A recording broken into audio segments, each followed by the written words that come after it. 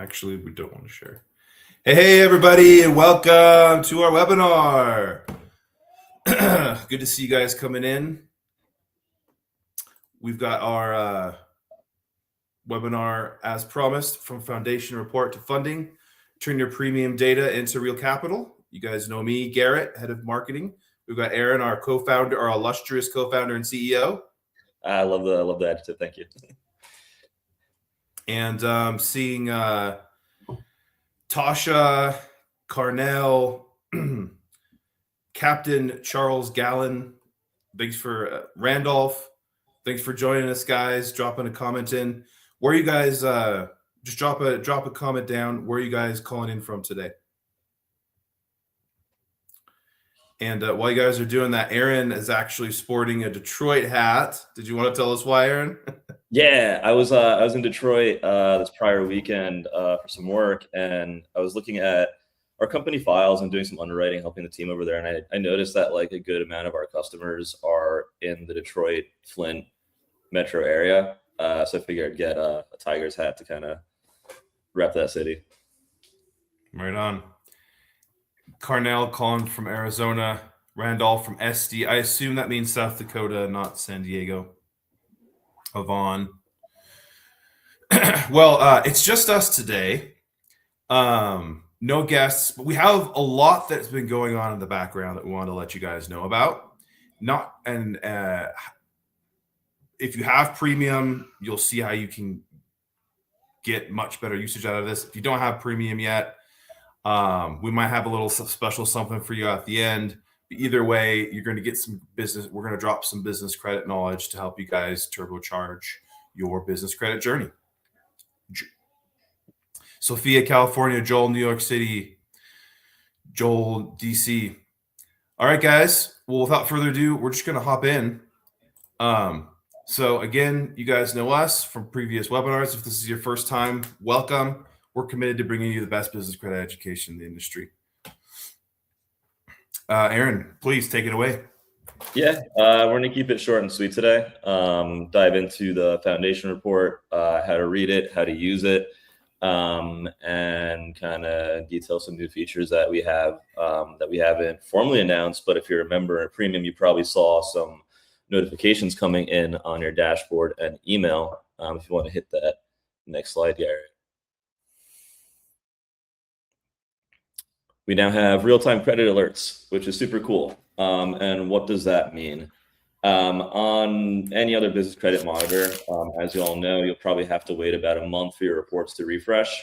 So if you get a trade line, you'll have to wait for that trade line to post, and then you'll have to wait another month for that to refresh. We just released a new feature, real-time alerts to our premium members. That means that when a trade line is posted that day, you'll get an email and you'll get an in-app notification. It also tracks changes to your business credit profile. Did your score go up? Did it go down? Did someone have an inquiry? Is there a change in any of your data? This is coming in real time. So you get it day of notification. And I think it's really, really incredible that we have that. No one else is doing it. So super excited it's live and available to you all. Aaron, I love this new feature. As a lot of you guys know, I used to work at another business credit company. And if you look at like a lot of the bigger business credit companies that are out there, they don't have this. There's plenty of apps where you can get this kind of thing for your personal credit scores, but daily, up-to-date business credit alerts, it's not out there. And that's one of the frustrations we've seen with a lot of you guys is like, hey, why is this taking so long? And part of the reason it feels like it's taking so long is just the information loops take a long time. You get your first trade line today, get your first trade line payment in a few weeks, but you don't see that update for like a month or maybe 6 weeks, where we want to shorten that communication loop so you guys can get the best information that's available on the market. Yeah, absolutely. And it's something that sounds simple, but it's actually a huge engineering feat. So just for example, like we have close to 100,000 small business on our platform right now, right? It's 100,000 people that it has to constantly check for updates. And sometimes there's 10, 20. So it's 100,000 times 20 updates coming back to the server. it's impressive that our team is able to accomplish this, and we're super happy. But it's cool to see like that little alert pop up and a little blip of, hey, there's been an update to your profile.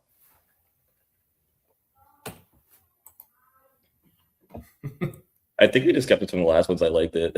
It's hilarious. That's what we're here to do. Yeah. Why are we all here? I mean, your business credit profile is great. Reading your credit report's cool, but like the point of this is to get capital for your business. That's why we're all here. That's why everyone's on the platform. That's why you guys are tuning in right now. So I think it's still relevant. We could go to the next slide to kind of go through getting your account set up. If you guys are not customers, it's going to be super helpful. If you're currently customers and have some questions, these are very common questions that we see come in through chat support. So I kind of just wanted to clarify, what is search support and how to make sure that your profiles are attached correctly. What does that mean? What is PII, and how to come correct and get your data aligned. So the first one is search support, and we get a lot of questions about this one. So when you go and make your FairFigure account, the first screen is you type in your business and EIN. If the credit bureaus have a profile for you already, you're able to select it and claim that profile. More often than not, the bureaus don't necessarily have a profile for you yet. The reason is that secretaries of states are all different. So if you look at SunBiz, the information there in Florida is going to be a lot different than, let's say, Wyoming. So believe it or not, there's not one unified system for these bureaus to gather this data. It's not like a social security number where there's one registry for EIN, social security numbers. That doesn't really exist. So the bureaus get your profile in several different ways. One is they have a team manually scraping the Secretary of State's looking for new businesses. The second way is a trade line is posted about your company. So you open a Quill account, you get a telephone line through T-Mobile, right? And the third way is vendors like FairFigure. We have a direct communication line with the bureaus through API, and we let them know your business exists. So this feature is new. Not new, it's free. And yeah, you claim your profile, we compile your information, we verify it, and then we send it to the bureaus for them to build a profile. Then they take it back and give it to us. So if you see the screen here, this is a great thing. That means that they're working on building your profile for you. It's at no cost to you. It should take up to like 5 business days. If it's taking a little bit longer than that, please reach out to support and we'll help manually clear that out. Some of the reasons why it might take so long is we've seen sole props in there. Guys, don't put your social security number in there. Please use your EIN. Make sure you have your company set up, or else it's going to get stuck and you're going to be wasting your time building your business credit.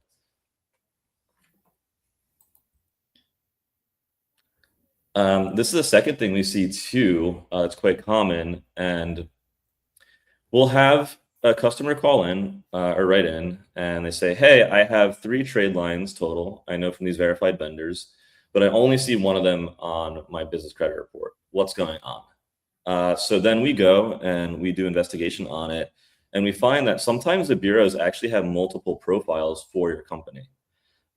This doesn't really happen as much with Dun & Bradstreet because you have a DUNS number attached to it. But example for like CreditSafe and Experian, Equifax, sometimes they'll have multiple entries for your profile. So the vendor will be reporting to your EIN, but internally they match it to a different profile. And then when you link your account over on a business credit monitoring platform, we're pulling another profile. So that way, like, lenders are not seeing the full picture. So if you look on the dashboard in your foundation report and you scroll down, you'll see these identifiers here. We have a FairFigure token, which is just for us, internal use. And then you have your CreditSafe ID, your DUNS, and your Equifax. It's really important that you make sure that these are your actual numbers. So with CreditSafe and Equifax, I'd reach out to them and just make sure, like, hey, these are like my identifiers, and that you don't have multiple of them.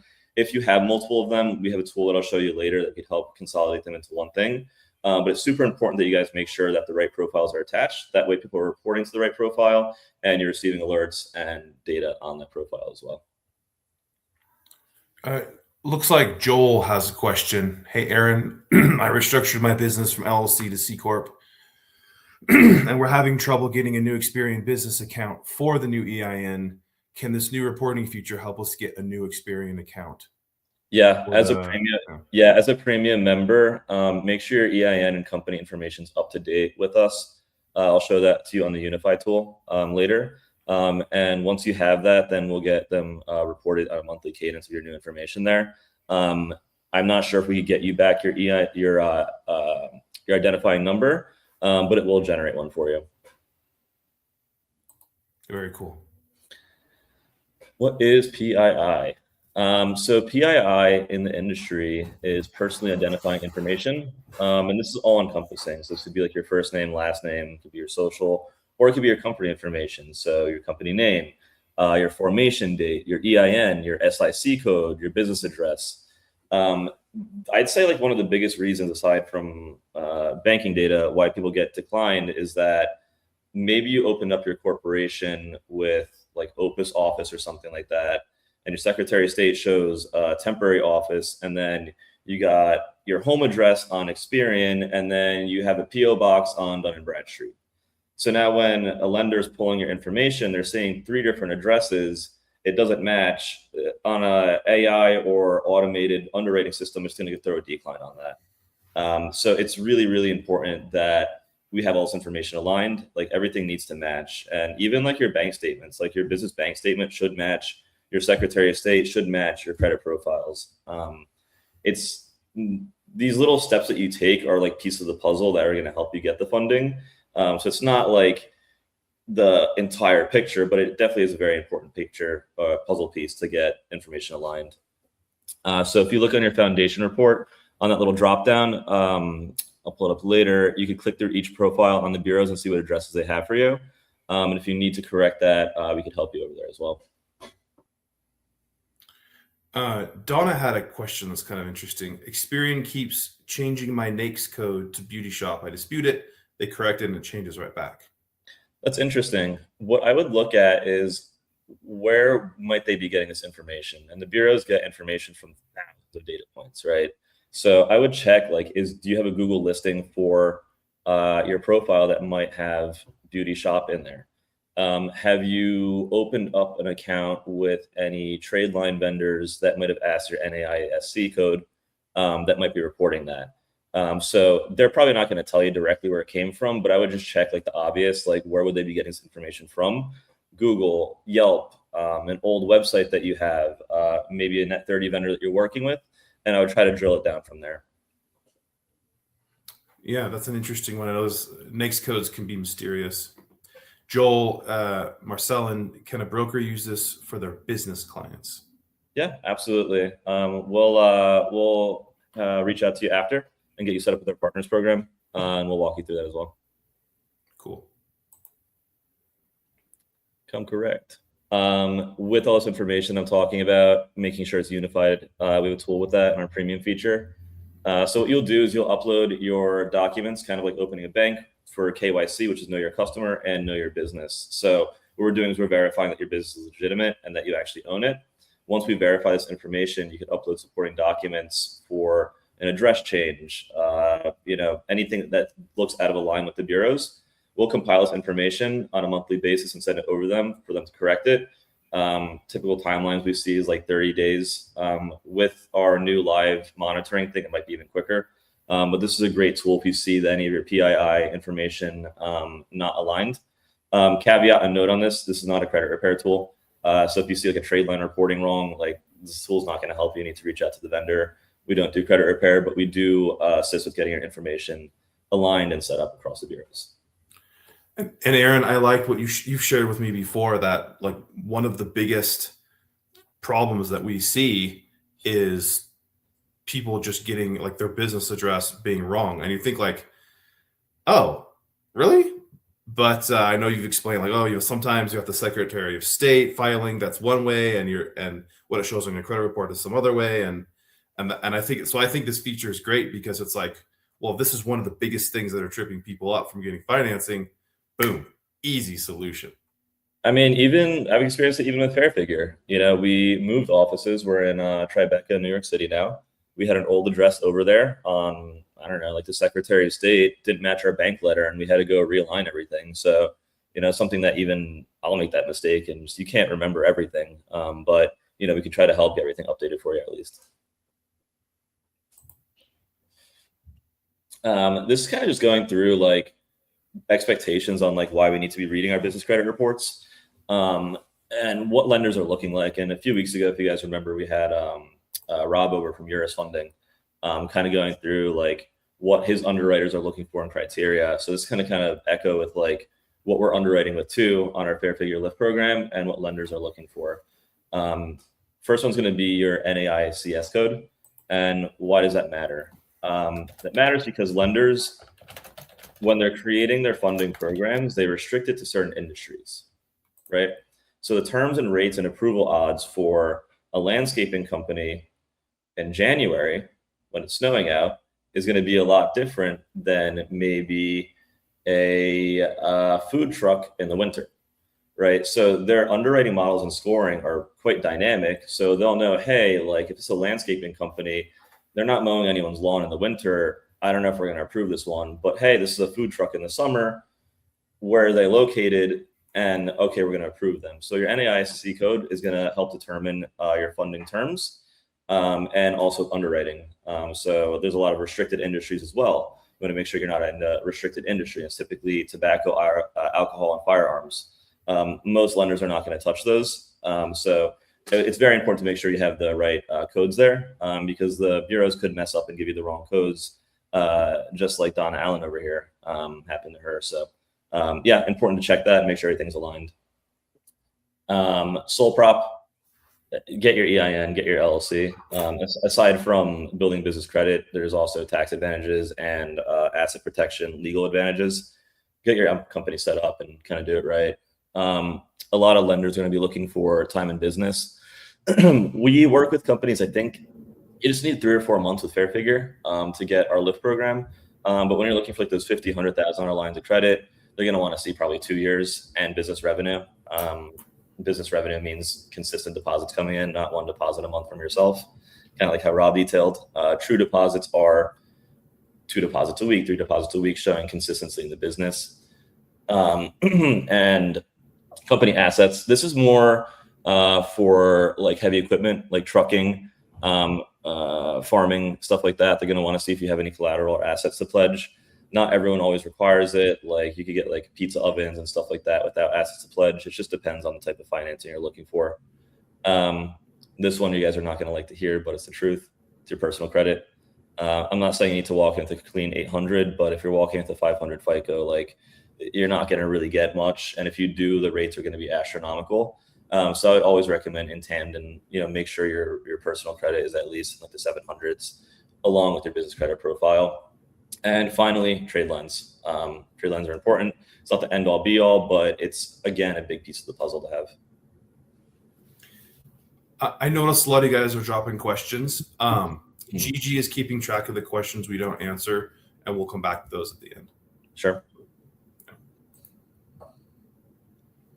Yeah, kind of like we talked about before. You don't need to get everything, but you can't have nothing. So like all these little things that we're taking, the steps we're taking is completing that full picture for a lender to see like, hey, this is a business that I want to invest in, right? So the little steps that we could take, just keep plugging away at them because even though it's small, it is quite important. History time. Sounds cool. This one came like a little anecdote for my weekend. I was, again, like in Detroit for some work. And I had the opportunity to go to the Henry Ford Museum, which is incredible. It was like 9 acres of like American invention and innovation. And I was walking around and I noticed that there's this car there. And it's like, hey, it's Henry Ford's car. Did you know that she didn't drive a Ford? I'm like, yeah, I'm sure he was very happy about that. And I look and I'm like, this is 1914. And his wife was driving an electric car. I just had no idea that electric cars existed in 1914. And then I went on Google or ChatGPT. It got like 211 miles on a charge on this electric car from like over 100 years ago. And I was like, wow, it's crazy. Like we think we're so innovative and new and like reinventing the wheel, but really we're not. And before this call, I was kind of looking up the history of trade lines, like what is a trade line? And I didn't know trade lines have been around for 170 years now, which is incredible. The story of it's pretty cool. It was like 1837, the Great Panic, which kind of preceded the Great Depression. And businesses wanted to know, is it safe to do trades with other businesses? So this company, the Great Mercantile Agency, which was later renamed to R.G. Dunn & Co., you see where I'm going with this, had these paper slips, and they would write the company name and who they traded with and if they paid their bill on time. So that was the first trade line. It was a piece of paper. And then in 1860, another competitor to this company decided, hey, like, why don't we take all these paper slips and put it in a giant book and sell it to people in a subscription? And the name of that company was Bradstreet and Co. You can also see where I'm going with this one. So that was the first trade line. It was a ledger if you're paying your bill on time or not. And in 1933, they merged and formed Dun & Bradstreet, which we all know today. So the history of trade references and trade lines is nothing new. And the concepts of them are nothing new. Obviously, technology changes things, like how they're created and the data points that go into it. But we're really not reinventing the wheel here with business credit. It's been around for hundreds of years. That's interesting history. Thanks for coming to my TED Talk on that one. Modern trade data is a lot different. If you guys don't know, the modern trade line is really just a spreadsheet. It's a CSV that's exported each month, and it has your trade information, some identifying information. Those are submitted to the bureaus. So that's a trade line now. It's all digital, gets submitted basically in a CSV. For personal credit, it's a little bit different. They use Metro 2 and eOscar, which is like a separate system. But business credit basically is a CSV, Excel file that's submitted over and processed by the bureaus. And how do we see them now is we need a monitoring tool. In the past, I guess 170 years ago, you could probably buy Dun & Bradstreet's book and check your scores there, which is probably updated like once, I don't know, a quarter. Now we get daily updates. But yeah, the modern trade line now, we're on our business credit monitoring platform, FairFigure. We can pull in the data and see, what the lenders are looking at and what people are reporting on how you're paying your bills on time. This is a question we get often too. Is my vendor reporting? Maybe. So vendors don't need to report to all the bureaus. So some might only report to Dun & Bradstreet. Some may be credit safe, Experian, Equifax, or maybe all of them. It's up to the vendors to determine that. And sometimes they might change their credit reporting policies. So I would definitely check with your vendors before making any purchases. Like, hey, are you currently still reporting to X and X to verify with them? Maybe try to give them a call to get someone on the line to verify that. I know there's a lot of frustration. People try to get a vendor and they see it not reporting. Maybe it reports the wrong business credit profile. I would take a look at that PII here, make sure the information's matching with your address, and then I'd call the vendor to make sure that they actually are still reporting and to what bureau. And then on the foundation report here, you could kind of track that down. With business credit, there is no way to really know who the vendor is. With personal credit, they'll show like, hey, you have a new account with, I don't know, Ford Financial, right? In business credit, since it's all public record, they're not going to show the vendor name ever on your profile. The most you might get is a code or industry for what industry they think they're in. But the best way to do it is just match the invoice amount. So if you guys are getting net 30 accounts, just put together a spreadsheet. I think actually a few weeks ago at the CEO Creative, we had a free vendor tracking spreadsheet. Maybe we could send that to everyone after the call. Type in the date that you bought the item, how much the amount was and when it's due, and you could probably track the dollar amount to what that trade line is to see if they're reporting. That would be the best way to say to track, who's reporting, who's not. Yeah, and I'll have to say, I think this is probably one of the most, like, when I started learning a lot about credit, frustrating things is you're looking at your credit report and it's like, what is this? It can feel like, it's like it's a code you have to decipher. But I like the system that you mentioned. Yeah, we're happy to send that spreadsheet out. It's like, well, if you actually just sit down and look at it and have some patience, you can probably figure it out. Like, okay, this number matches this number and so on. And there's a lot of misinformation on the internet. You were talking about like, oh, some vendor trade lines report to some bureaus, not to others. I've seen articles, I've seen videos where certain vendors claim to report, but they don't. Or maybe it changes over time and that information was true 6 months ago. It just isn't today. Sure. And so like, this is your source of truth, right? Like if you see it here, it's happening. And if you don't, maybe it didn't report, so. And just because a blog told you someone reports doesn't mean they report. Like that information could be 6 months old, or they could just be lying because they have an affiliate link. So I would double check and verify. Sometimes too, you can honestly just call the bureaus and ask, hey, is this a reporting vendor? Get it from them. Save yourself the money and hassle and headache of, some of these vendors that are not reporting. But yeah, I mean, we have a tool. I'll walk through in the dashboard too, our 3D vision tool. So there are vendors that also supply a copy of the report they furnish the bureaus to us with their company logo on it. That way you could look at like Growagy or CEO Creative or a few of our vendors, and it'll actually have their logo on the bottom of the foundation report. That way you can match it with the Experian, Equifax, and DNB, which is a really, really cool tool. We don't really talk about it too much, but I know our customers love it because no one else is doing that. But it's really neat seeing like, hey, like this file is reported when, and I can kind of match like when they reported it, who the vendor is. Yeah, that's definitely an awesome feature. And also, you said this in other webinars, how, if you look at our recommended vendors, we have a list of recommended vendors for you guys. Even if it's just a free account, you can see those. And we vetted that they actually report. We know because we have relationships with the bureaus. So at least there's one data source you can trust that we're trying to give you. Yeah, absolutely. We're on a daily communication with all the bureaus to the point where I could just ping them and like, hey, is this vendor actually reporting? Yes, no. We also have our monitoring tools. So we'll set up companies and make accounts with those vendors to do kind of like a secret shopper account, I guess you call it, right? So we'll make an account, we'll buy, I don't know, a hat or t-shirt, and then check the business credit reports to make sure they're actually reporting. No one else is doing that. We're doing that for free, by the way. So if you guys need any recommended vendors, go inside FairFigure in your platform and in our marketplace. Those are all vetted personally by us.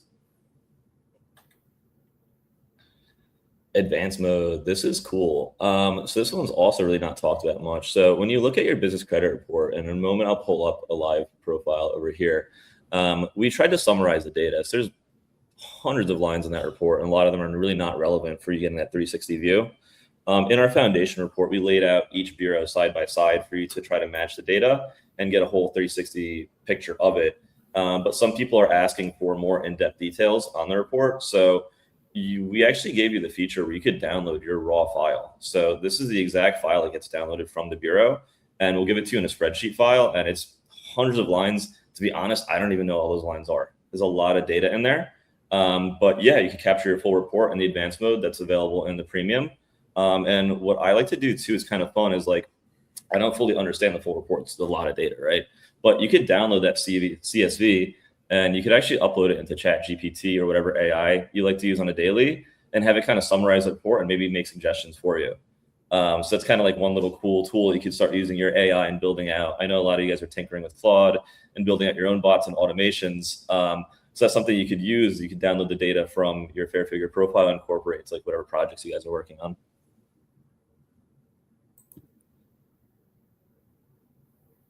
Well, before we move on from there, I wanted to mention, since you mentioned AI, lots of things are changing with AI right now, right? But what I like about this industry is we're empowering people to, even with new AI technology, you can still be in control because the inputs determine the outputs. So if you're paying your vendor trade lines on time, if you're paying your lender payments on time, if your business credit details are correct, if you're sending in the right data, it doesn't matter how advanced AI gets. If you're doing good practices for your business bank account, making sure that you have positive cash flow, not letting your business bank account go negative, things like that. It doesn't matter how advanced AI gets, you're still going to be rewarded for that in the system. You can make the system work for you instead of against you. In my opinion, I think it's going to be a net positive, a good thing for everyone. And there's going to be some growing pains for sure with denials that shouldn't have happened because the model is still learning. But my perspective is if you are a business and you pay your bills on time, the AI is going to know better than a human underwriter, like, hey, we should give funding to this person. But I predict we're going to be getting better APR and rates and terms because by filtering out the bad actors and the people that are not going to pay, the lenders are able to bring down their interest and APR rates. So people ask like, hey, like why is something like a merchant cash advance so expensive? Because they're funding people with a 500 FICO. So they have to account for people not paying into the pricing of that you're paying. So as a good business owner, you're basically subsidizing people that are not paying their bills, right? So if we have the AI learning how to underwrite better and give funding to legitimate businesses and kind of filtering out those bad actors, we're going to start seeing lending APR rates going down because you don't have to pay for someone else not paying their bill. That would be amazing. Yeah, ideally, right? Yeah. We have a premium discount. Summer 26, you get 15% off your first month. There's a ton of tools on the platform. If you want to put my screen in there, Garrett, I'll kind of walk through some of the features that we have in there. Absolutely. I'm just gonna chat this out. If you guys don't have premium yet, it's pretty affordable, and this coupon code is going to make it more affordable for you. And then you guys know the website. I'll just put it down here for your convenience. So yeah, sign up for FairFigure Premium. Your credit journey awaits. And then we're going to go to product, right? Yeah, we'll do a quick screen share. I'll make it quick over here. This is a live account from my friend who said that I'm allowed to show his account. So this is all real data, and this is a real business here. And I'll walk through some of the things you have here in your premium account. First thing you're going to have is your foundation score. This is basically just looking at cash flow in your business. So you connect your data through Plaid, which most underwriters are using now. Even like JP Morgan and Amex are using that. It's looking for your average daily balances, how much income you have per month, days negative, overdrafts. Guys, overdrafts. Do not overdraft your account. Call your bank and turn off the feature. Do not overdraft your account. That is probably the worst thing you can possibly do in getting business funding is overdraft your account. Like we've had customers come in doing $150,000, $200,000 a month in revenue, but they have 4 overdrafts per month and they're not going to qualify for a $500 Lyft account. Like it's that serious. Like, please just turn that feature off. There's no need for that. You don't need to be spending negative money. Go get a business credit card on our marketplace. If you guys have cash flow issues, do not overdraft your account. So to be clear, when you say turn that feature off, are you talking about going to your bank or credit union and saying, I don't want you to allow me to go negative? Yes. That's what you're saying? Yeah. I think they have to allow you to turn that off. Before they didn't. But like there has to be a feature in your bank where you could turn that off, or you could give them a call. Like, do not allow them to make your account go negative. First off, they're going to hit you over the head with a $35 fee because you charge a McDonald's thing for $5, right? And then also you're going to completely negate any chance of getting funding. It takes 3 months for that to fall off. So if you overdrafted 3 times 3 months ago, you still have to wait to apply again. Don't do it, guys. Don't do it. So that's on the foundation score. It's internal. We don't sell it to anyone. That's just for you to get like a holistic snapshot of where you're at. This one's our paydex score. So in this profile, he doesn't have enough trade lines. Typically, you're going to want 3 to generate a paydex score. This one has insufficient information. So even though there is a trade line reporting in here, it wasn't enough to generate a score. So that's not a bad thing. It just means you need to get more trade lines. Equifax here, the 1 score, this score just came out this year. I'm not sure if anyone else is displaying it in the industry, but it's their newest scoring model. It's what they're having all the lenders use. If you guys need any information on it, you can message chat. And we have this whole like information pamphlet that they gave us to give out to you all. So it's their experience over 4 here. And then we have our credit safe risk score. Typically, credit safe is used in tandem with the other scoring models of underwriting. So even though it's not the most popular, the biggest one in the United States, in the world it is, but in the US it's not. It's still quite important to take mind of this because a lot of underwriters are using it in tandem with other scoring models. I'll go over the foundation report super quick. This one, we have some of our alerts here. So this one has some information, insufficient information. So Equifax is telling us like, hey, we need some more trade lines to get some better information. This is the advanced mode I was talking about. So you could download your raw reports, which is super cool. You could put it into your favorite AI model, whatever you want for it to, figure out conclusions or whatever you want with that. What kind of a prompt, Aaron, would you put in if you like gave your business credit report to ChatGPT? Yeah, I would download it and then I would go, attached is my business credit report. Please let me know where you think I can make improvements because I would like to get X amount of funding in 3 months. And it might just spit up a game plan for you to work on. Who knows? But it is pretty cool. A lot of people are also using it too. I know a lot of you all are doing some like tracking of your financials outside of QuickBooks, which I could touch on balance too. So if you're tracking manually where you're at and like, this vendor is reporting here and it made my score improve here. Some people like to have that information ready and nearby.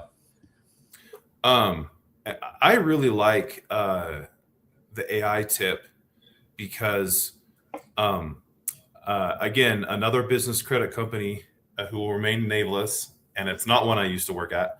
Um, I should say, there are companies and there are consultants who will charge you thousands of dollars to just kind of give you a template of what to do. Mm-hmm. And with AI, I mean, there's a lot of business credit out on the information that AI can train itself on, and you might be able to just get some free information without and save yourself thousands of dollars. Yeah, for sure. I mean, even them pulling a report and reading it to you. I mean, with the AI now, you kind of just do it yourself, and with the premium, it's like less than $30 a month. Why not? And not to, of course, to devalue. I know we have customers who are business credit consultants, and they're extremely good at what they do, but there are also some of them out there who are not very good at what you do, and AI is probably just as good. Yeah, I think the great consultants that we work with are leveraging AI to get better data. So using their human knowledge and years of experience along with AI to get better data. So I think it's probably welcome in the industry to just make things a little bit more clear for us. We also have our is it Pulse? This one's pretty cool. I don't know if you guys knew about this. We touch on it sometimes. We also take all your credit profiles and your business bank statements and run it through our own AI. And this makes kind of like a Spotify Wrapped for you each month. So it's 2 AI podcast hosts reading your profile and kind of giving tidbits and information on it. It's pretty cool. It's fun to listen to in the car, and it's part of our premium package as well.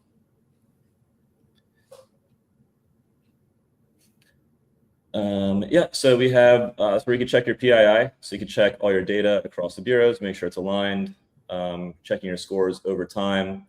I touched on here, making sure your bureau identifiers are what's matching with your profile. If you want to see exact trade lines, some of them don't have industry codes. It's what's applied to us, but you can see like business services and $49. So like you should match on your sheet, like what vendor did I pay for $49? That might have been a business service. That's how you can kind of track down, where those trade lines are coming from. We're also looking at collections. So this account has 17,000 in collections apparently from Equifax, but other bureaus are saying it's a clean state. Public records might have some information here. You could drill down in the actual reports, but this is kind of tertiary. And then here we have our foundation 3D report. So if you have your CEO creatives and Grow Gs and other vendors that are in our marketplace, you can actually see those trade lines down here pop up with their logo to verify that they're reporting and when they're reported for you.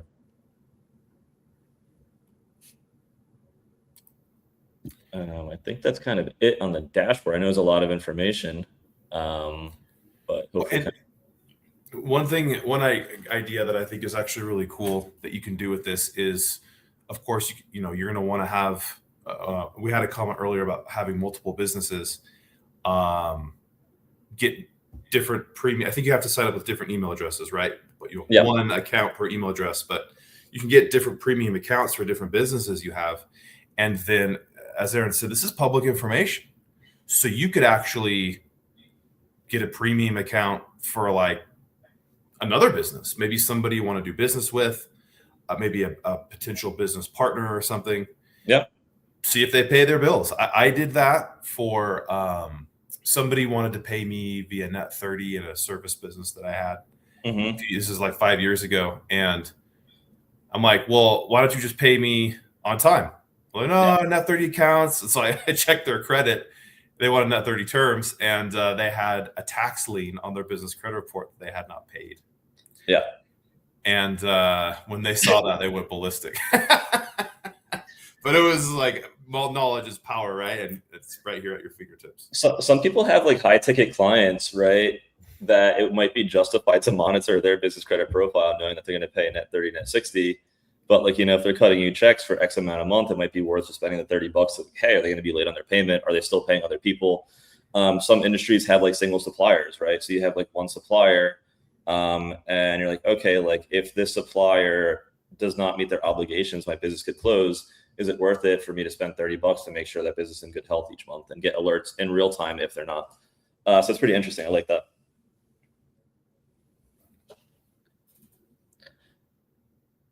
Cool.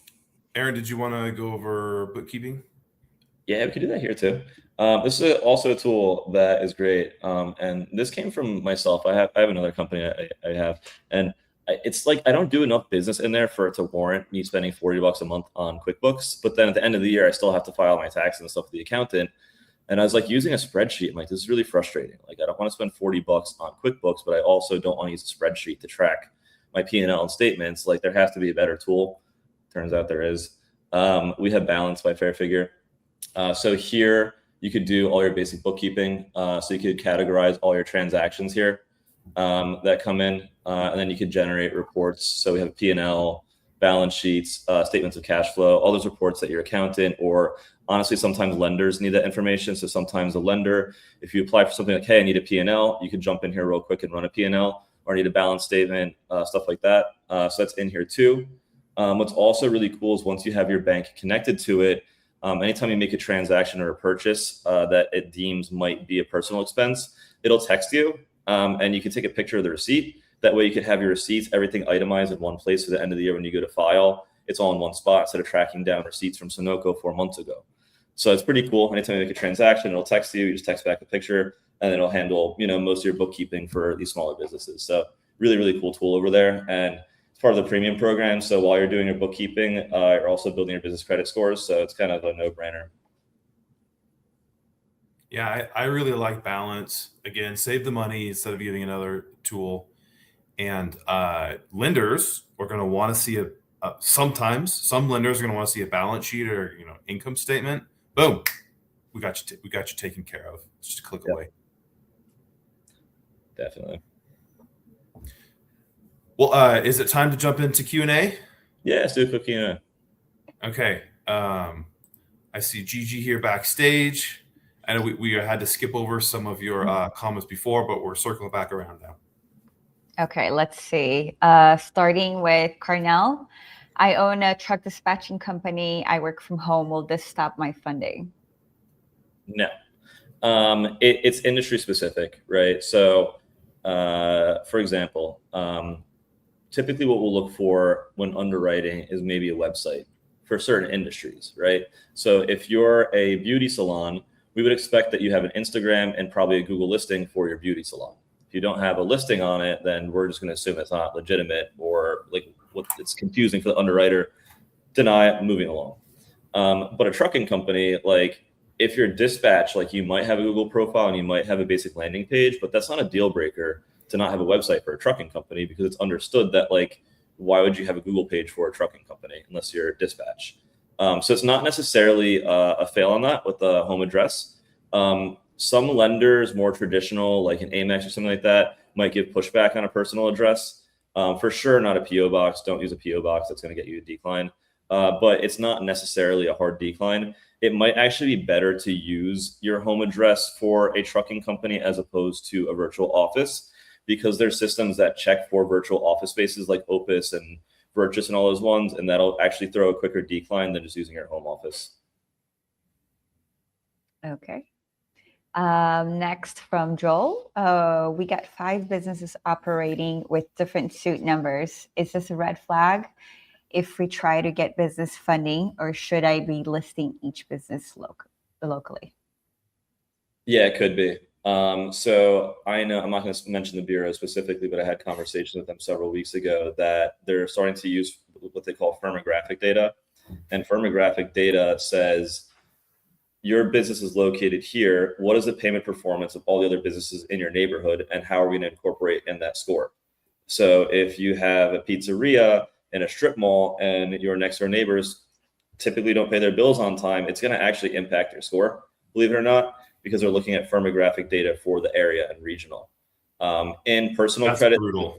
Yeah, in personal credit, this isn't legal. So we have the Fair Credit Reporting Act, FCRA, that protects us from that. But as you guys know, business credit is unregulated, so they can really just incorporate whatever into their model, and that's it. So I would not have 5 different companies with 5 different suite addresses. That's going to throw a huge red flag.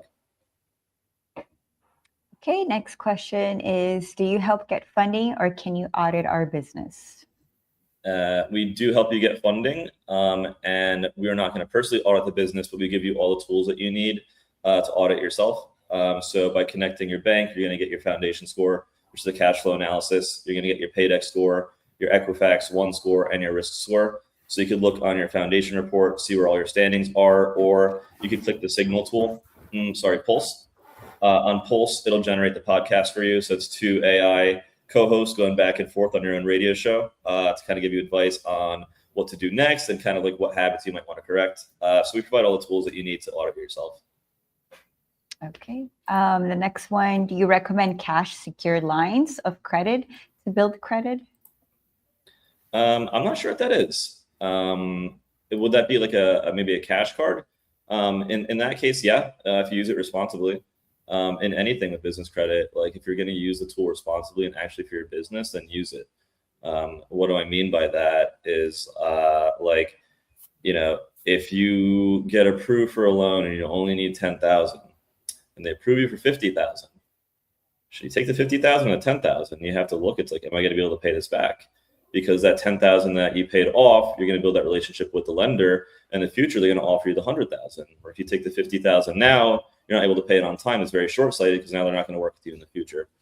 So with anything funding, take as much as you need. Don't get greedy. That's my advice on that. Okay. And from Havan, what is FairFigure funding application? It's credit cards or line of credit? Neither. So the Lyft application is going to be our micro funding product, right? So how that works is you apply. We don't check your personal, and then we'll originate you between $500 and $2,000. You make your payments on time, and then we'll report that to the bureau. So this is a starter account. The limits aren't super high. The terms are whatever on them. It's not stellar, but the point of this account is to exercise your business credit and show the lenders in the future that you can responsibly handle $500 and $2,000 to get you those 10,000 accounts, to graduate to the 50, to graduate to that 100,000. So this should really be step one with your business after you get premium. Is get a Lyft account. The stipulations to get it are pretty minimal. You need to make like at least $3,000 a month and be in business for 3 or 4 months, and that's basically it. So I'd recommend starting that account. Take the 500 or 250, whatever you want, and just know that it's not about the dollar amount. It's about exercising your business credit profile and showing responsible payment performance. Okay, another one from Joel. Can I connect Stripe with the bookkeeping system? Stripe, there should be a Stripe connection in Plaid. It'll look at your receivables and deposits, which are true deposits. I'm not sure if it'll look at AP and AR. If you need like reports on accounts payable and accounts receivable, then I'd probably graduate over to like a QuickBooks or something. But if you're looking for basic bookkeeping for cash in, cash out of your account, then our tools here are perfect for that, for balance. Okay, next question from Dylan. If my Equifax profile has my home address rather than my business registered address, can I use Unify to add the address, the business address? Absolutely. It's 100% what the tool is for. Go over to Unify, upload your supporting documents, and they're going to ask you for a utility or a bank statement that matches your business address. Bank statement's always good. Utilities, difficult. So we're all, I don't really have a landline anymore. I don't know about you guys, but it's a little bit difficult. But a business bank account statement and then like your IRS CP5 letter, I believe, is quite suffice. Okay, and the next from Elena.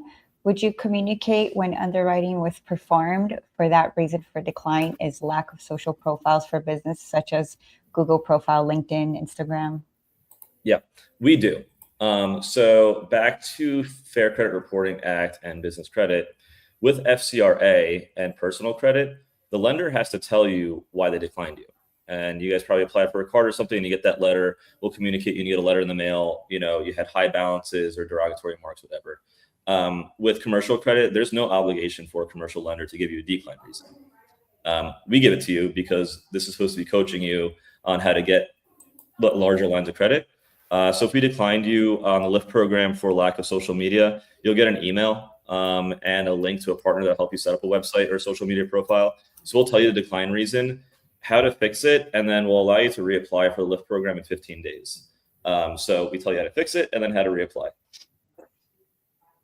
Okay, next question from John. Regis Worldwide Shared Office and Virtual Office Program. Is this concept viewed favorable in your estimation? No. No. There's a lot of fraud filters that are going to flag those virtual offices. Co-working places, maybe. So if it's like a WeWork type situation where you actually could go there and have physical presence, then that should be okay.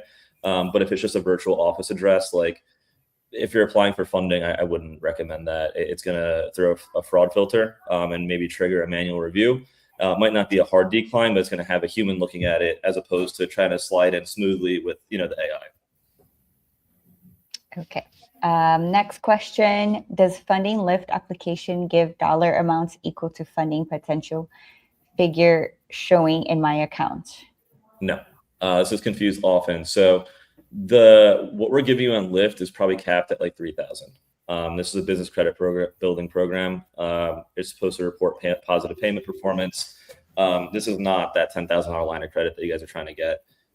So what we do here is we predict that once you complete the program, when we match you with other funders, what your potential to get is up to.